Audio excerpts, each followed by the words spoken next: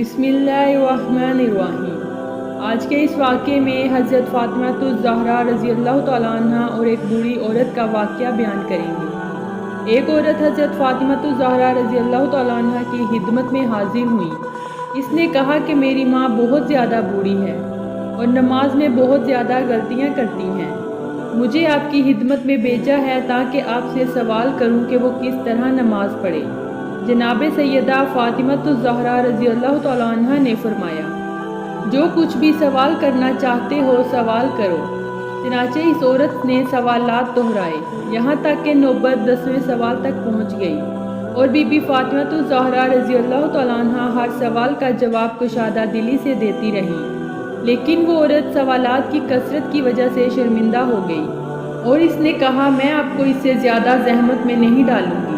جناب فاطمہ سیدہ رضی اللہ تعالیٰ عنہ نے فرمایا پھر بھی سوال کر، اور پھر اس عورت کی تسکین کی خاطر سوال دہرایا کہ اگر کوئی شخص کسی کو کوئی کام دے، مثال کے طور پر یہ بھاری وزن کسی اونچی جگہ پہنچا دے، تو تمہیں اس کام کے بدلے 1,00,000 دینار انعام ملے گا، تو کیا وہ شخص اس انعام کی پیش نظر اس کام میں دیری کرے گا؟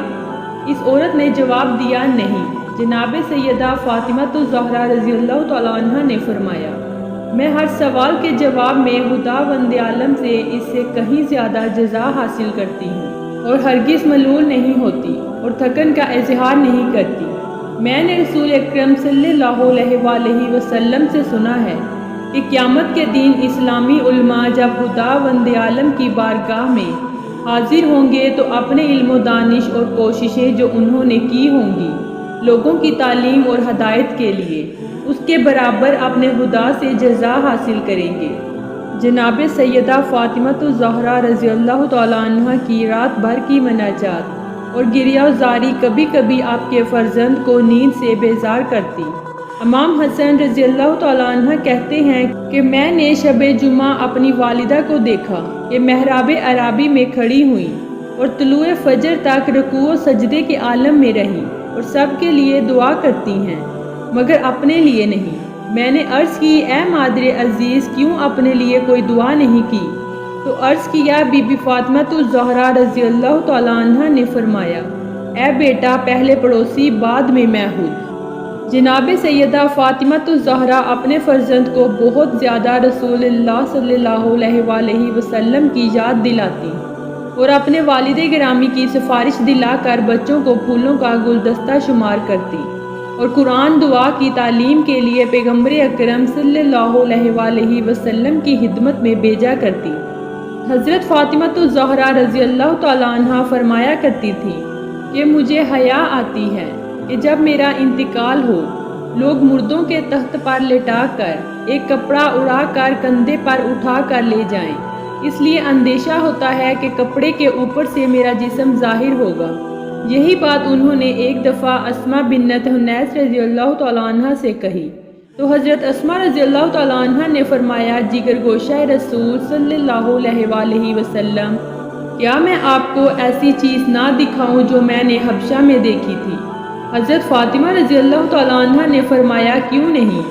حضرت اسماء رضی اللہ تعالیٰ عنہ نے کھجور کی ٹہنیاں منگوائیں، ان کو موڑ موڑ کر رکھا اور ان کے اوپر کپڑا ڈال دیا۔ حضرت فاطمہ الزہرا رضی اللہ تعالیٰ عنہ نے فرمایا یہ تو بڑی اچھی چیز ہے، اس سے مرد اور عورت کے جنازے میں امتیاز ہوگا اور عورت کا جسم بھی چھپ جائے گا۔ دیکھو اسماء، جب میرا انتقال ہو تو تم اور علی غسل میں شریک ہونا اور کوئی اور قریب نہ آئے، تم اسی طرح میری چارپائی پر چھڑیاں رکھ دینا۔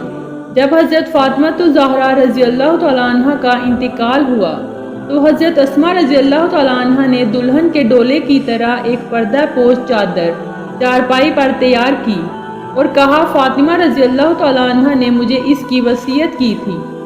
حضرت فاطمہ رضی اللہ تعالیٰ عنہ اسلام میں سب سے پہلی عورت ہیں جن کا جنازہ اس پردہ پوش چارپائی پر اٹھایا گیا۔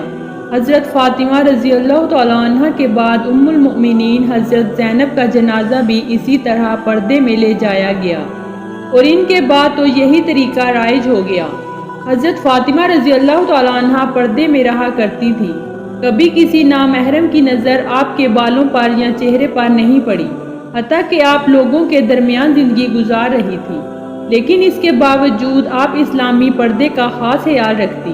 ایک دن پیغمبر اکرم صلی اللہ علیہ وآلہ وسلم نے آپ سے سوال کیا، ایک بہترین عورت کے لیے سب سے حسین چیز کیا ہے؟ آپ نے جواب دیا، نہ اس کی نگاہ کسی محرم پر پڑے اور نہ ہی کوئی نامحرم اسے دیکھ پائے۔ حضرت محمد صلی اللہ علیہ وآلہ وسلم نے آپ کا جواب سن کے فرمایا، تم نے بالکل صحیح فرمایا ہے۔ ایک دن ایک نابینا شخص نے آپ کے گھر میں داخل ہونے کی اجازت چاہی۔ حضرت فاطمہ رضی اللہ تعالیٰ عنہ نے فوراً اس سے پردہ فرمایا۔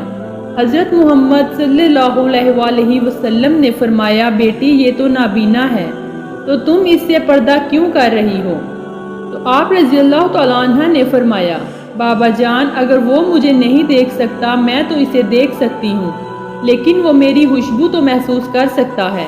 پیغمبر اکرم صلی اللہ علیہ وآلہ وسلم نے حضرت فاطمہ الزہرا رضی اللہ تعالیٰ عنہ کے جواب کو بہت پسند فرمایا اور آپ کی تصدیق کرتے ہوئے فرمایا کہ بے شک فاطمہ میرے جگر کا ٹکڑا ہے۔ سبحان اللہ۔ امید کرتی ہوں آپ کو آج کی ویڈیو پسند آئی ہوگی۔ مزید ایسی ویڈیوز کے لیے ہمارے چینل پر وزٹ کریں اور سبسکرائب اور لائک کرنا نہ بھولیے گا۔